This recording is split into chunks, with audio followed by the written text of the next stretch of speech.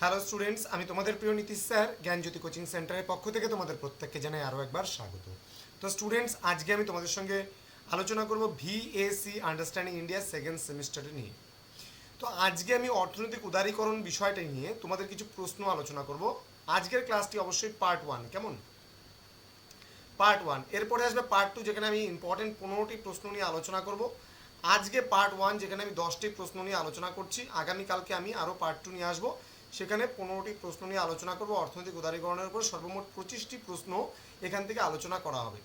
তো স্টুডেন্ট, ক্লাসটি শুরু করার পূর্বে তোমাদেরকে বলবো, যারা এখনও চ্যানেলটিকে সাবস্ক্রাইব করেনি তারা অবশ্যই চ্যানেলটিকে সাবস্ক্রাইব করে পাশে থাকা বেল আইকন অল প্রেস করে দাও, যাতে নেক্সট টাইম থেকে কোনো ভিডিও আপলোড করলে তার নোটিফিকেশন সবার আগে তোমার কাছে পৌঁছে যেতে পারে। এছাড়া তোমরা যারা হচ্ছে অনলাইনে আমাদের কাছে পড়বে বা কোর্স করবে, তারা অবশ্যই যোগাযোগ করতে পারো। আমাদের অফিসিয়াল নাম্বার 7076398606 নাম্বারে, অথবা 6295916282 নাম্বারে। তোমাদের টোটাল কোর্স ফি রয়েছে মাত্র 999 রুপিস। এই 999 টাকার বিনিময়ে তোমরা major, minor, MDC, VSC, Aisi, SSC পুরো প্যাকেজ পাচ্ছ কিন্তু মাত্র 999। তো দেরি কিসের, আজই যোগাযোগ করো আমাদের সঙ্গে। চলো শুরু করছি আজকের ক্লাসটি। প্রথম প্রশ্ন, 1991 সালে অর্থনৈতিক সংস্কার প্রবর্তনের কারণ কি ছিল? এখানে উপসাগরীয় যুদ্ধ, পেমেন্টের নেতিবাচক ভারসাম্য, রাজস্ব ঘাটতি বৃদ্ধি, না উপরের সবগুলি? সঠিক উত্তর হবে উপরের সবগুলি, মানে ডি নাম্বার অপশনটা। ওকে, আমরা পরবর্তী প্রশ্নে চলে যাব। প্রশ্ন নম্বর 2, 1991 সালে শিল্প খাত নিয়ন্ত্রণমুক্ত হওয়ার আগে কতটি শিল্প শুধুমাত্র সরকারি খাতের জন্য সংরক্ষিত ছিল?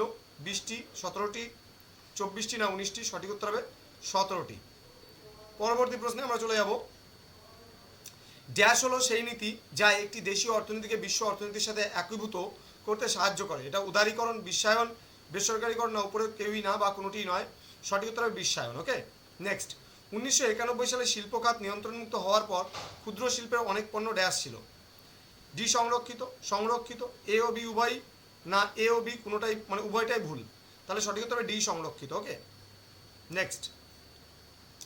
1991 সালে অর্থ প্রদানের ভারসাম্য সংকট মেটানোর জন্য ভারতীয় রুপি বিদেশি মুদ্রার বিপরীতে ড্যাশ ছিল? প্রশংসিত, অবমূল্যায়ন, মূল্যায়ন করা হয়েছে, না অবমূল্যায়িত? অবমূল্যায়িত সঠিক উত্তর হবে। নেক্সট, নিচের কোন প্রতিষ্ঠানগুলো একটি দেশের আর্থিক খাতের একটি অংশ? অপশন, বৈদেশিক মুদ্রা বাজার, ব্যাংকিং এবং নন ব্যাংকিং আর্থিক প্রতিষ্ঠান, স্টক এক্সচেঞ্জ বাজার, না উপরের সবগুলো? সঠিক উত্তর হবে উপরের সবগুলোই কিন্তু এখানকার মানে আর্থিক খাতের একটা বড় অংশের মধ্যে পড়ছে। নেক্সট, পরবর্তী প্রশ্নে আমরা চলে যাব। পরবর্তী প্রশ্নে কি বলেছে? 1991 সংস্কারের সময়, 1991 মানে সালে সংস্কারের সময় ড্যাশ ছাড়া বেশিরভাগ শিল্পের জন্য শিল্প লাইসেন্স বিলুপ্ত করা হয়েছিল?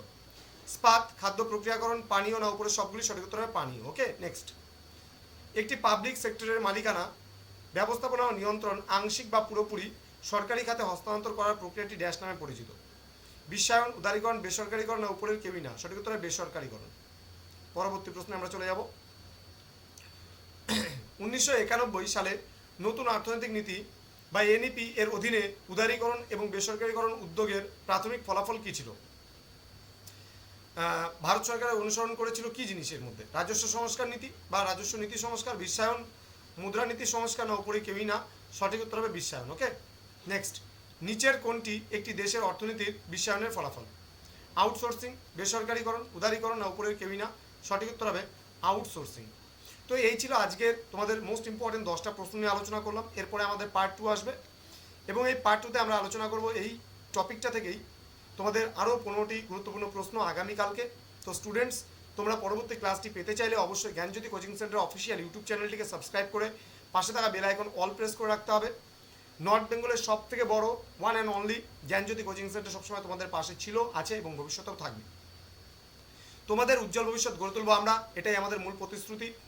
তোমাদের যদি কোনো কোয়ারিজ থাকে, কোনো পড়াশোনা সংক্রান্ত সমস্যা থাকলে আমাদের সঙ্গে যোগাযোগ করতে পারো 6295916282 এবং 7076398606 নাম্বারে। আমাদের যে ওয়েবসাইট ভিজিট করতে পারো তোমরা www.gyanjyoti.info, আমাদের website.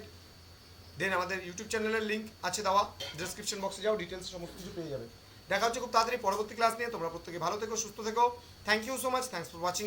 After all, thank you.